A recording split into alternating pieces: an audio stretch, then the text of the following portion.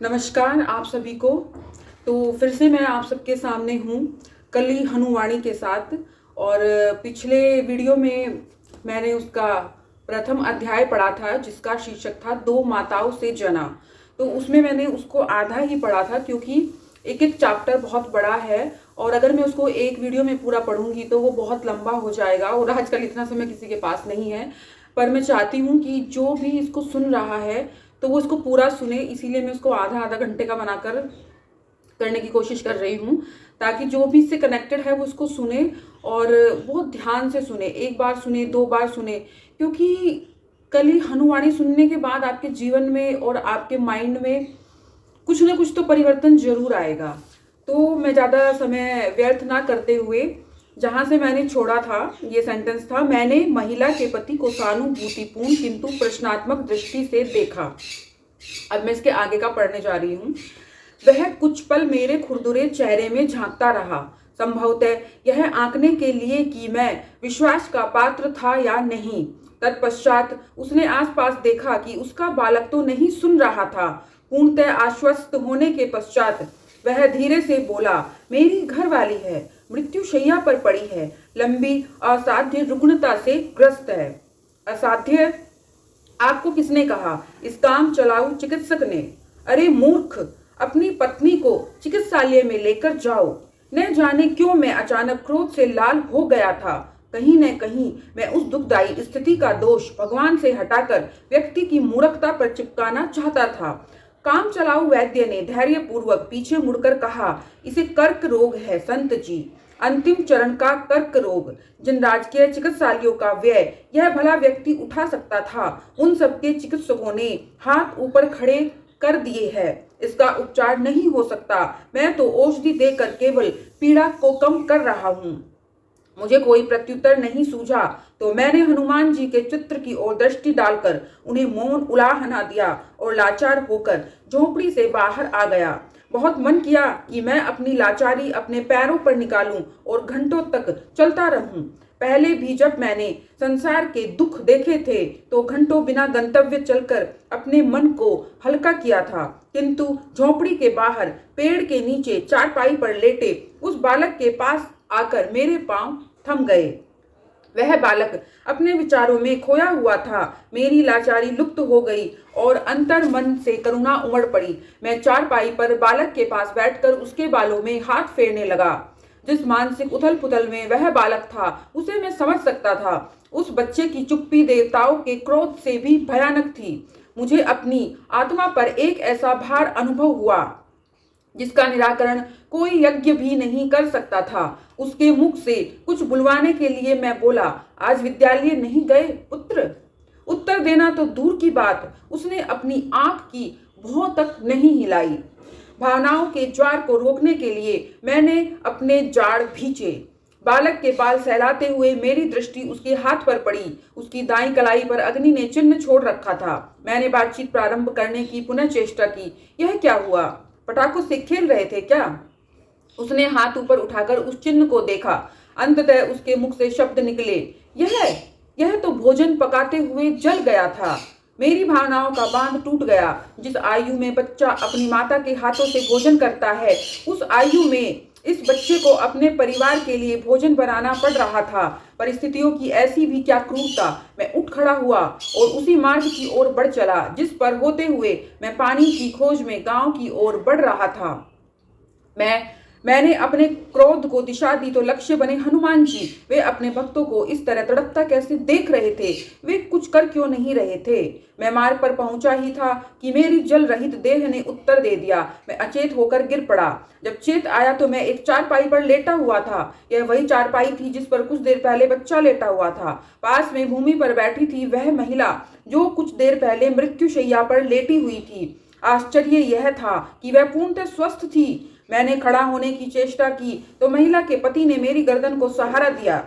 क्या मैं सपने में था? मैं अपनी शंका को स्वयं तक सीमित रख नहीं सका। धीरे से अपनी गर्दन उस व्यक्ति की ओर घुमाकर मैंने कहा, कुछ समय पहले आपकी पत्नी मृत्युशैया पर थी। आप कह रहे थे कि वह ऐसी रुग्णता से ग्रस्त है जिसका उपचार संभव नहीं है। उसके चेहरे पर अचानक भय और अविश्वास के भाव आ गए।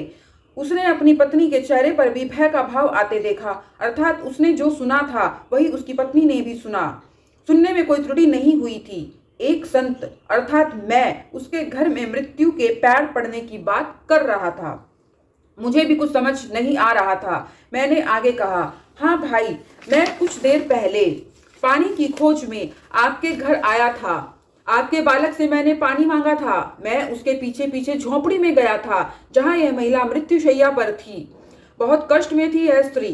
यदि मेरे तन पर भगवे वस्त्र तथा मेरे चेहरे पर दिव्यता का तेज न होता तो उन्हें मैं पागल जान पड़ता। जो शब्द किसी पर भी पागलपन का ठप्पा लगवा सकते थे, वही शब्द मेरे मुख से एक रहस्यमय व्याख्यान जान पड़ते थे।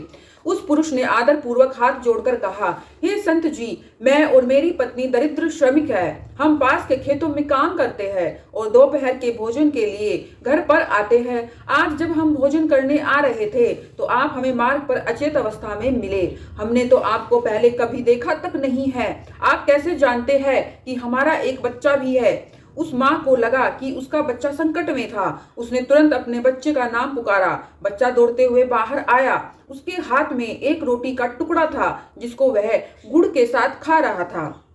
मुंह के भीतर के निवाले को शीघ्रता से चबाकर वह अपने माँ के प्रश्नों का उत्तर देने के लिए तैयार हो गया था। आश्चर्य यह था कि उसने भी मुझे पहचानने से इनकार कर दिया था। कुछ तो गड़बड़ थी। अब उस माँ से अधिक आशंकाएं मेरे मन में उमड़ रही थी। मैं तुरंत अपने पैरों पर खड़ा हुआ। उस सरल परिवार को शंका की पैनी दृष्टि से देखते हुए मैं बोला, मैं सिद्ध कर सकता हूँ कि कुछ देर पहले मैं इस घर में आया था। हाँ, मैं सिद्ध कर सकता हूँ। आपके बच्चे के दाएं हाथ पर जलने का चिन्ह है। उसने मुझे बताया था कि भोजन पकाते हुए उसका हाथ जल गया था। यह सुनकर माँ के जैसे प्राण कंठ में आ गए। वह जिस भूमि पर बैठी थी वैसे ही बैठी रही और अपने बच्चे को कसकर पकड़ लिया। वह आतंकित स्वर में बोली, कृपा करके हमारे साथ ऐसा मत कीजिए। हम दरिद्र जन हैं, उपकार कीजिए। संत जी, हमारा एक ही पुत्र है। हाँ, उसके हाथ पर जले का चिन्ह है, किंतु वह भोजन पकाने के कारण नहीं है।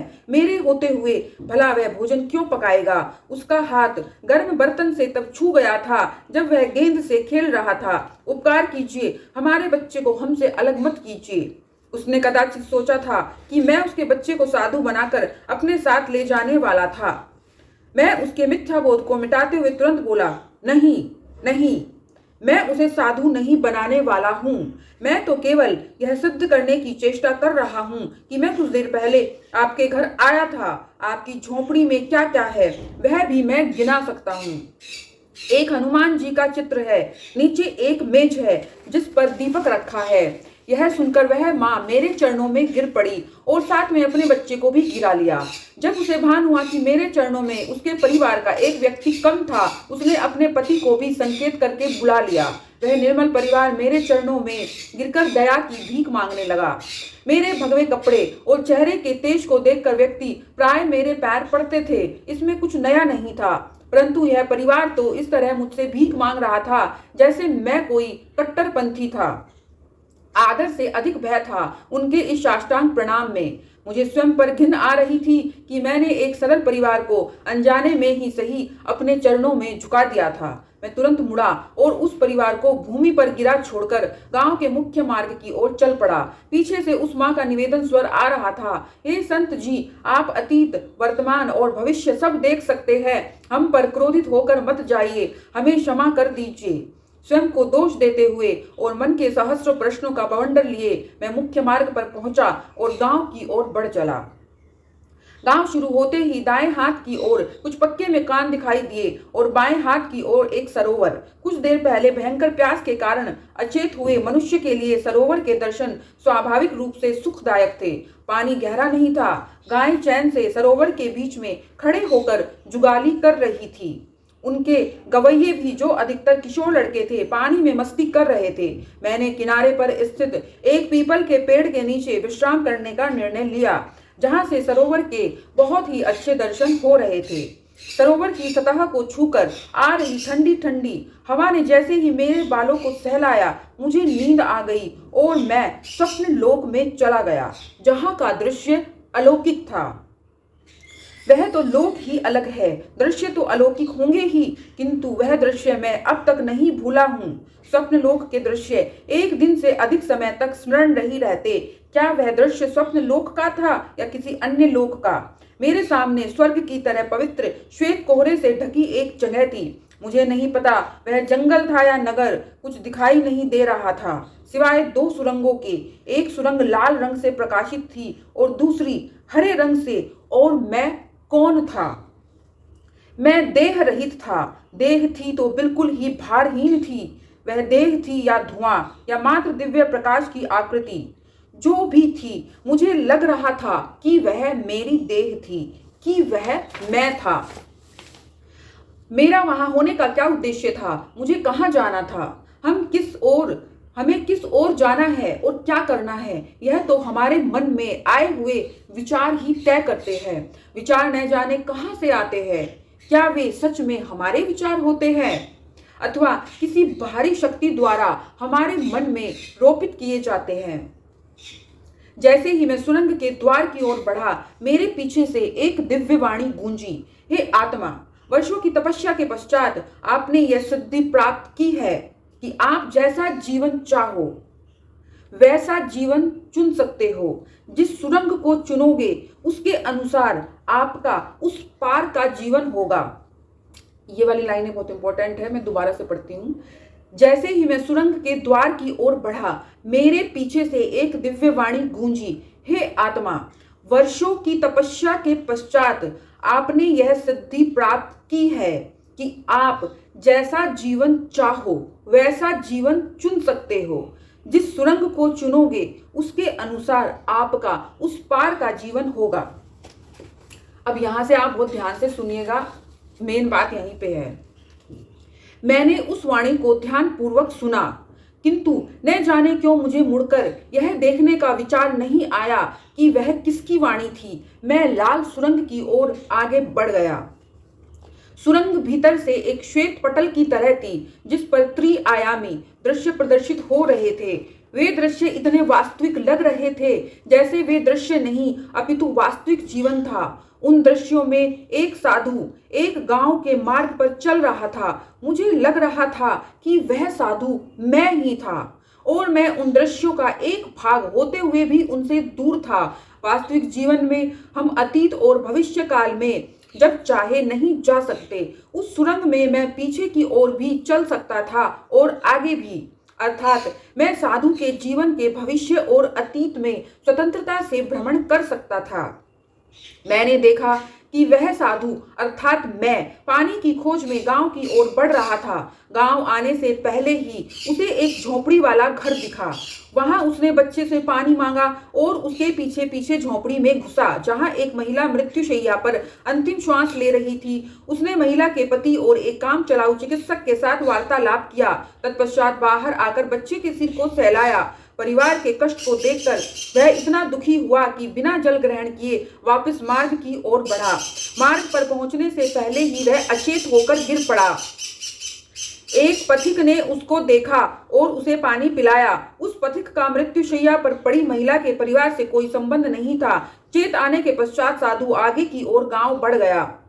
सरोवर के किनारे पीपल के पेड़ के नीचे जब वह विश्राम करने लेटा, कष्ट भोग रहे उस परिवार की सहायता न कर पाने की अपनी अवस्था का विचार करते करते उसे नींद आ गई। साधु के जीवन के इन दृश्य को समझने की चेष्टा मैं कर ही रहा था। पीछे की दिव्य वाणी सुनाई दी, हे आत्मा, आपने अभी जो जीवन इन दृश्यों में देखा वह जीवन आपको चाहिए तो इस सुरंग से निकल जाओ। जैसे ही आप निकलोगे आप स्वयं को पीपल के पेड़ के नीचे पाओगे। हाँ, इस जीवन में वह पीड़ित महिला ठीक नहीं हुई है, न ही होगी। आप उसके घर से दूर सरोवर के पास आ गए हो और विश्राम करके आगे बढ़ जाओगे। मैं ऐसे जीवन को कैसे स्वीकार कर सकता था जिसमें वह महिला एक छोटे से बच्चे को अपने पीछे छोड़कर परलोक सिधारने वाली थी। मैं उस परिवार की सहायता नहीं कर पाने के दोष को लेकर कैसे जी सकता था। मैं पीछे मुड़ा। पीछे जाते समय मुझे वही दृश्य उल्टे क्रम में दिखाई दिए। उस लाल सुरंग के आधे रास्ते में मैं रुक गया क्योंकि मुझे वहां से हरी सुरंग में जाने का छोटा द्वार दिखाई पड़ा। वह एक छुपा हुआ द्वार था। उस लाल सुरंग के आधे रास्ते में मैं रुक गया, क्योंकि मुझे वहां से हरी सुरंग में जाने का छोटा द्वार दिखाई पड़ा। वह एक छुपा हुआ द्वार था जो लाल सुरंग को हरी सुरंग से जोड़ता था। पीछे से दिव्य वाणी आई, हे आत्मा, यदि आप चाहो तो यह रास्ता भी चुन सकते हो। आधी लाल सुरंग और आधी हरी सुरंग से बना यह रास्ता आपको एक अलग जीवन में ले जाएगा। उस जीवन में आपको एक बहुत बड़ी पहेली के साथ जीना पड़ेगा। लाल सुरंग वाले जीवन में महिला मृत्युशैया पर है और तत्पश्चात मर जाती है। वहीं हरे रंग वाली सुरंग में महिला कभी मृत्युशैया पर नहीं थी, वह स्वस्थ है और लंबे समय तक जीवित रहेगी। लाल सुरंग के बीच से होकर यदि हरी सुरंग में जाओगे तो आपको इस पहेली का सामना करना पड़ेगा कि यह चमत्कार कैसे हो गया। मृत्युशैया पर पड़ी महिला अचानक न केवल स्वस्थ हुई मिलेगी, अपितु उसको स्मरण भी नहीं होगा वह कभी अस्वस्थ थी। उसके परिवार वालों या उसके किसी भी जानने वालों से पूछोगे तो वे यही कहेंगे कि वह कभी अस्वस्थ थी ही नहीं। मैंने उस जीवन को नहीं चुना, मैं किसी बेहतर विकल्प की खोज में पीछे मुड़ गया। दिव्यवाणी ने मंत्रणा दी, लाल सुरंग के बीच से हरे रंग की सुरंग में घुसने की बजाय शुरू से ही हरे रंग की सुरंग में घुसकर हरे रंग की सुरंग से ही बाहर निकलोगे तो लाल रंग की सुरंग का प्रभाव नहीं आएगा। इस तरह आप जिस जीवन में प्रवेश करोगे वह जीवन इस चमत्कारिक पहेली से मुक्त होगा। मैंने वैसा ही किया। पहले मैं बाहर आया, वहां दोनों सुरंगों के मुख्य द्वार मेरे सामने थे। तत्पश्चात मैं हरे रंग की सुरंग में घुसा। वह सुरंग पूरी तरह हरे रंग के प्रकाश से भरी थी, लाल रंग की एक किरण भी नहीं थी। सुरंग से दिखाई दे रहे दृश्य भी अलग थे। साधु अर्थात मैं पानी की खोज में गांव की ओर बढ़ रहा था। गांव शुरू होने से पहले ही झोपड़ी वाला घर दिखाई दिया। मुख्य मार्ग से उस घर की ओर जाने वाली गली में वह मुड़ने ही वाला था कि अचेत होकर गिर पड़ा। काम से दोपहर का भोजन करने के लिए लौट रहे उस दंपत्ति ने उसको देखा और उसकी देखभाल की। जब उठा तो उसने स्वयं को उस दंपत्ति के आंगन में लगे पेड़ के नीचे चारपाई पर सोए हुए पाया। उसने दंपत्ति को आशीर्वाद दिया और पानी पीकर गांव की ओर बढ़ गया। वहां सरोवर के किनारे पीपल के पेड़ के नीचे विश्राम करने बैठा तो उसे नींद आ गई। मैं हरी सुरंग से बाहर निकलने ही वाला था कि पीछे से दिव्यवाणी गूंजी, यदि आपको यह जीवन रुचिकर है तो इस सुरंग से होकर बाहर निकलो। निकलते ही आप स्वयं को पीपल के पेड़ के नीचे जगा हुआ पाओगे। इस जीवन में न तो कोई महिला मृत्युशैया पर है, न ही इसमें कोई चमत्कार से संबंधित पहेली है। यह विकल्प सबसे श्रेष्ठ लग रहा था, किंतु मैंने इसे भी नहीं चुना। मैं पीछे मुड़ा और सुरंग को पार करके उसके मुख्य द्वार से बाहर निकल आया। अब मैं पुनः उस स्वप्न जैसे दृश्य में खड़ा था। मेरी देह प्रकाश की बनी हुई थी। सामने था स्वर्ग जैसा श्वेत कोहरा और उसको पाटती दो सुरंगे, एक लाल और एक हरी। दिव्यवाणी पीछे से गूंजी, हे आत्मा, आपको जीवन में प्रवेश करने के लिए कोई एक सुरंग तो चुननी ही पड़ेगी। बताओ कौन सी चुनते हो, हरी अथवा लाल? मैंने उत्तर दिया, कोई भी नहीं। सभी जीवन भ्रम मात्र है। वे सब सृष्टि के मंच पर चल रहे नाटक मात्र है। मुझे किसी नाटक का भाग बनना ही नहीं है। दिव्यवाणी ने दृढ़ता पूर्वक कहा, यह आपको भ्रम जान पड़ते हैं, क्योंकि अभी आप उनमें से किसी को भी चुन सकते हो। जैसे ही आप किसी एक को चुन लोगे और उसे जीने लगोगे, वह जीवन आपको कठोर सत्य लगेगा। ऐसा सत्य जिसको जीते हुए वास्तविक सुख व दुख अनुभव होता है। मैंने भी दृढ़ता से कहा, मैं सुख व दुख दोनों से ही मुक्ति चाहता हूँ। मैं जीवन तथा मरण दोनों से ही मुक्ति चाहता हूँ। मैं मोक्ष चाहता हूँ। दिव्यवाणी ने मुझे पीछे मुड़ने को कहा। मैंने वैसा ही किया। सामने हनुमान जी खड़े थे। वह हनुमान जी की वाणी थी। एक पिता की भांति उन्होंने अपना एक हाथ आगे कर रखा था, जो मैंने तुरंत थाम लिया और उसके पश्चात मैंने मातंग समाज में चित्ता के रूप में जीवन प्राप्त किया। चित्ता के ठाके थम गए। एक क्षण का मौन छाया रहा, जिसमें बाबा सुचेता और विचेता ने चित्ता द्वारा बताई गई उसके पिछले जन्म की कहानी को आत्मसात किया। कहानी अधूरी थी, जिसे हनुमान जी ने पूरा किया। उस दोपहर उस गांव में सरोवर के किनारे पीपल के पेड़ के नीचे उस साधु ने देह त्याग कर दिया और चित्ता के पिछले जन्म की जीवन कहानी का वहीं अंत हो गया। बाबा ने गहरी श्वास छोड़ते हुए कहा, अपने पिछले जन्म के अंतिम दृश्य में चित्ता ने उस सुरंग वाली पहेली का सामना किया और इस जीवन में भी उसका वैसी ही एक पहेली से सामना हो रहा है। उसे नहीं पता उसे किस माता ने जन्म दिया। सुरंग वाली पहेली को तो उसने सुलझा लिया था या केवल मौखिक रूप से सुलझाया था। उसे यदि वास्तविक बोध हो गया होता तो उसे नया जन्म लेना ही न पड़ता। हनुमान जी मुस्कुराए। उनकी उस मुस्कुराहट में सहस्रों ग्रंथों का सार छिपा हुआ था। वे बोले, इस जीवन में उसे बोध हो जाएगा। यह दो माताओं की पहेली उसके लिए सहायक बनेगी। उसकी आत्मा जागृत हो जाएगी। उसे बोध होने लगेगा कि तेरा मेरा आदि सब भ्रम की रस्सियां हैं जो हमें इस नश्वर संसार से जकड़ कर रखती है। मेरी माँ, मेरे पिता, मेरे मित्र आदि सब संबोधन इस नश्वर संसार के नाटक के संवाद का भाग मात्र है। हनुमान जी ने पुनः मुस्कुराकर बाबा की समझ को सराहा। सुचेता को लगा कि हनुमान जी ने उसे पूरे जीवन मातृत्व की उस दुखद पहेली को झेलने का दंड सुना दिया था। इसके बदले उसे मृत्यु दंड स्वीकार होता। उसके मन का भय आंसुओं के रूप में प्रदर्शित हुआ। हनुमान जी शांत स्वर में बोले, जैसा कि मैंने शुरू में कहा, चित्ता के लिए निर्णय लेने का अधिकार किसी को नहीं है। चित्ता किसको अपनी मां चुनता है वह उस पर छोड़ देना चाहिए। 2 दिन पहले पूर्णिमा की रात को उसकी आत्मा मुझसे मिली थी। मैंने उसे 7 सुरंगें दिखाई थी जो 7 अलग अलग जीवन का प्रतीक थी। उनमें से एक का चुनाव करने का विकल्प मैंने उसे दिया था। पहले जीवन में, ये भी बहुत इंपॉर्टेंट है, ये ध्यान से सुनिएगा कि उसको 7 चॉइस दी गई थी तो वो क्या चुनता है। पहला है, पहले जीवन में सुचेता उसकी माता है और विचेता के मन में उसके प्रति कोई भी ममता नहीं है। दूसरे जीवन में भी सुचेता उसकी माता है परंतु विचेता के मन में उसके प्रति एक पक्षीय पीड़ाजनक ममता है। तीसरे जीवन में विचेता उसकी मां है और सुचेता के मन में उसके प्रति कोई ममता नहीं है। चौथे जीवन में विचेता उसकी माता है परंतु सुचेता के मन में उसके प्रति पीड़ाजनक एक पक्षीय ममता है।